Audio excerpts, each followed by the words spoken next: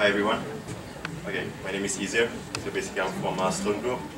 So our idea is the Invisible Wallet, which we believe will change the whole payment process of the world right now. If you can see what I'm holding now, it's actually credit card and debit card. Do you know how dangerous this is? More than 40% of Americans itself has been the victim of fraud. So we actually think this is safe, but do you know that there's a lot of information on the card? And for example, when you go to Cheesecake Factory, you actually give this to make a purchase, like after you dine in, you give this to the waiter. Do you believe the waiter? Don't they have smartphone that can just capture the information? And you still give it to them. So basically, my idea is mobile payment. So we create a system where you just have to bring your smartphone in the store, and when the waiter want to collect the payment, for example, your food, you just have to give your username and they will match it with your face. That's what my idea is. We do have some competitors such as Google Wallet as well as Square Wallet, but their ideas is using credit card and you just register to their system. Our idea is going to link with the bank so that the customer can link their savings account as well as their current account directly to make the payment. Not just that, we also have application that whenever you make a payment, we record all your transactions, so you can actually customize based on your interest. Maybe you're interested in this kind of fashion, so the business will have the opportunity to advertise on the application itself, so that we're going to match what the business advertise as well as what the customer interests, so that both will win the situation, I guess a win-win situation. So yeah, that's pretty much it. And about the security, we are creating a 4-level security, which include lock, which means that when you want to make a payment, you have to actually put a PIN number to your phone. We also encrypt your data, which means that whatever data you send will actually be really safe. Don't have to worry about that. The other one is actually, let me think. Okay, the other one is actually what you have is only 4 number of account information, so there's no way that fraud can happen. This is the main thing, because we want to try to make fraud thief cannot do this anymore. And last but not least, like I said, the application is really good and you will gain a lot from this, and this is surely going to be the payment system of the future. So no more credit cards and debit cards. Thank you.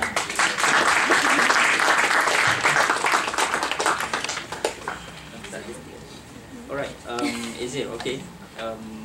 First and foremost, this is an excellent idea, I can say, because again, I mean, back in Malaysia, I was involved in the agenda of you call it the digital Malaysia. If you Google it, you know that's one of the Malaysian government idea to digitize the whole, not just the whole nation, but also to digitize a lot of the lifestyle of the people in Malaysia. So one of the idea actually, I mean, in my group is in economic group is to develop they call it a mobile payment system. So this is very good to be complemented with that mobile payment system, and then you should focus. I mean, you should try to develop this idea further and try to fit in into to roll out in Malaysia, because we are going towards that. I mean, the number of smart application or smartphone or smart devices in Malaysia is increasing. So you have to you should develop it together with our local banks and the payment gateway. That's number 1. Number 2, yeah, I just jot down here. I mean, what is the difference with Google Wallet? But you answer it. You have answered the question. So, but at the same time, when I read here and what you said, so this is the solution. You want to link it to the just to the bank account, I mean to the saving and current account. What about people? I mean, some people, they have something in the money. Like, I mean, I give my example of me. I have the money in my account, but sometimes I like to use a credit card. Just not to show off, but I mean, sometimes I prefer to use credit when do the purchase, or, at certain places. So, if I use this application, so I cannot use my credit card anymore. Oh no, it's actually just like a safety purpose that we create. So for example, if based on customer request, they still need a credit card, where we believe that credit card is kind of a short loan where people don't have money or they just don't want to use their money in their account, so they can still use it, but we make sure that it is safe because first of all, you don't have to like show all your cards information and everything, and everything will be encrypted, and you are really safe in that position itself. So you mean that your invisible wallet also can work with the credit card providers? Yes, based on request. We don't really think about it right now, but if the request is there, that's where we're going to go. Okay, that's good. And then other than that, when you want to implement this, you have to deal a lot with the financial institution, because they are, I mean, from my experience again, when we want to implement that mobile payment system in Malaysia, the challenges is to deal with the banking system. They have a lot of regulation.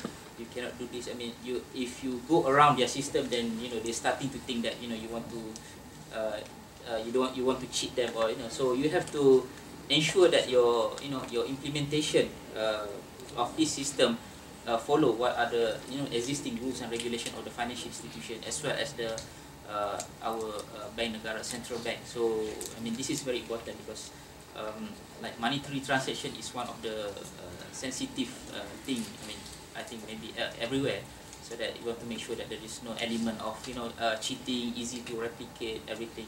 Right now, if you watch the American movie also, if you want to go for identification, you see face off, then you can change the people's face. I mean, there are always ways to go around the system. So you have to enhance the security features of the and follow the existing laws and regulations. Other than that, all the best. Thank you. Well, obviously the first question I think all of us had is, how is it different from Blue Wallet and Square Wallet and the other ones? And I think that's that is going to remain the biggest hurdle of this endeavor. There's going to be two of them, I think. But it's one is, how do you compete with the big ones, and in terms of name recognition and brand name, and also I think a lot of people want to use credit cards. Because also they earn points through credit cards. You get extra warranty. You get you might not have. Right. The other part is I mean, one of the reasons why Visa, MasterCard, and Discover exists is to deal with the plethora of different banks out there, and then the difficulty of sort of negotiating with each and every single one bank to connect to your own business model. So it's much easier to have an aggregator like Visa. Yeah, about that, we actually think about it, and we're not going to completely ignore the credit card companies like Visa and MasterCard. We're going to use their coverage, because we do realize their coverage is essential for the business, in order for us to make sure that this application system can be used throughout the world.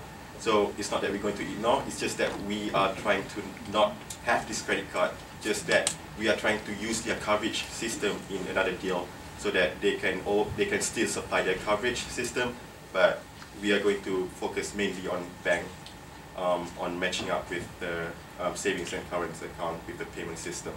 Yes. May I say something? So actually, I know for a fact that Square and Google Wallet started with credit card because it's easier to implement, but they want to move toward banks because their margins are higher, because credit card fees are really expensive. So eventually, going through the bank system is actually much cheaper.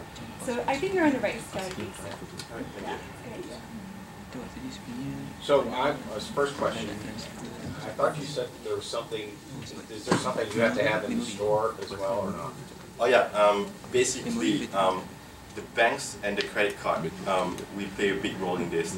So the credit card will actually have to implement a system inside the bank where the system is a coverage system, where our smartphone application will detect that the person is in the store through the system itself, and when the username is given, so the waiter will put the information on their system, maybe Visa system, where only two information will pop out on the screen, which is the face and the signature. So throughout this, the waiter has to make sure the face is the same as well as the signature is the same, because after all, you already know the person is in the store, but you don't know whether it's the person holding the phone is the right person. So you want to make sure that, so that is through the signature as well as the face recognition. So what are you putting in the store? Basically, we're going to make a collaboration where we will ask them to put, like I said, to put the system. So basically, we are the platform that actually link up the bank as well as the credit card. So The credit card is just about coverage. The bank is the one that's going to take the money from the customer.